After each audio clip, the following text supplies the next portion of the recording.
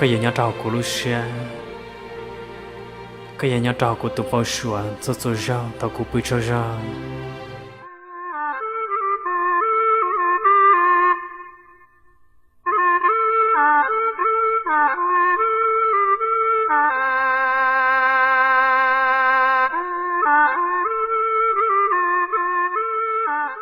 nhớ rong ít trong bây giờ nó sẽ đời rong xe ta có lon chỉ sẽ đời đồ nhớ trong nó nào cũng mới ra lù cho là đó biết sẽ đời tấm lòng ok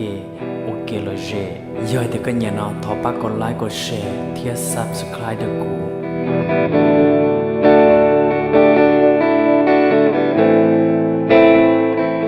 cô ấy thưa tu lúc sau lúc tết chờ chi tiết tu cô ấy tao tờ mù ô tô cho thì thay lúc tết chờ cô ấy tao dạy con mù cho cái nhà tao tao ca cô chỉ bảo thì bây giờ mua nó cô đó cái tao làm chỉ có là cô chưa nên nó thọ luôn tu ba cả cô đó cái tao làm chỉ có đùa cô vậy thì chỉ sai thì cái nhà tao tao ca cái giờ lúc sinh ra nhà tao qua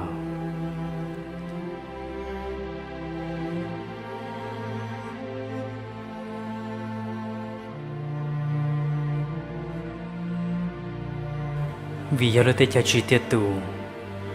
cô thấy tôi cho nhiều cho gì, cho cứ cho ti, cho tôi nên cô luôn nhớ cho tao cả. Sai thì cô tôi muốn là lo, cô lúc xe nhanh chóng chóng, nếu thế gì, cho cứ cho ti nhớ cho tao cả, tôi nên cô luôn nhớ cho tao cả. Cô vào thì chỉ sai thì mấy nốt tư, lúc tôi chạy vô tuần chơi, cô giờ cho cả tao lo, chỉ sẽ đỡ đùa.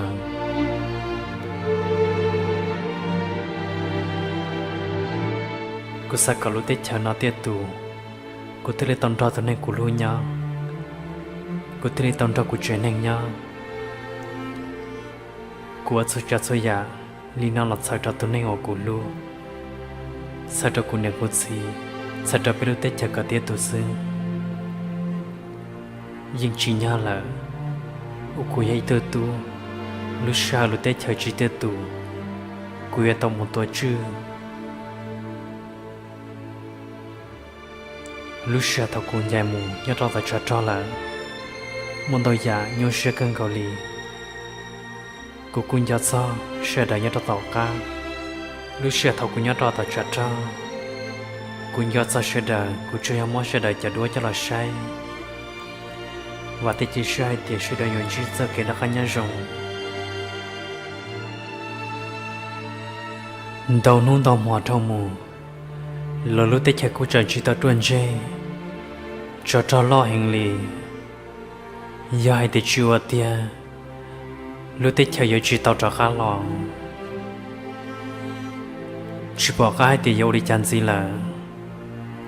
chỉ bỏ hai thì rồi nó yêu rồi cơ nhất trong đời cô lời lo giờ về đi chăn tia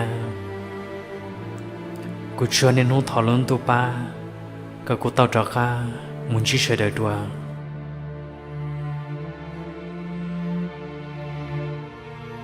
nếu nói vậy nó rong, cô thấy là tao là hai ở bên là lù, cho tao tao cá tụi này ở cụ lù,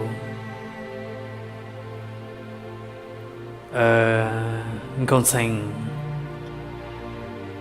cô vào tới chơi sai thì tao cho cái tao họ của cho lù nào, giờ tao có tao họ của cho lù nào là có chỉ sao tụi xem mau, sao cái tao giờ chủ muốn nuôi cái gì cô tôi cho nó chỉ tao cho khá lo là vì cho lo hành lý có nhỏ nó chỉ do sao của thêm mò giờ thì chỉ tao làm chỉ có là nó thằng do sao của theo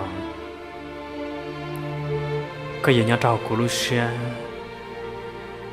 cái nhà trò của tụi bao sủa cho ra tao cũng bị cho ra cô hay là lúc nào chết đâu có giờ thì chưa một cô là nó có muốn chơi đâu tụi chia là lúc con này là lúc anh tận tê chơi cho đèn hành lý giờ thì chỉ một giờ mong cô chỉ tao trò lo là thọ có công ở lúc này sẽ suy lu giờ thì lì tiệm một tia cô mà lì cho cả là lúc có đùa cô làm chỉ có lì nào xưa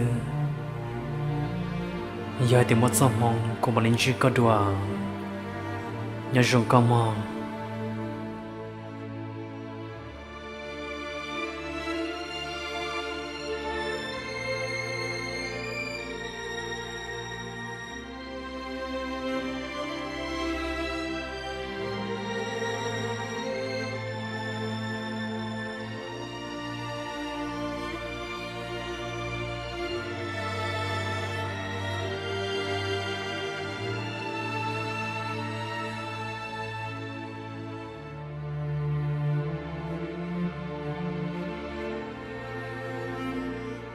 ít chụp hiện ra sự đời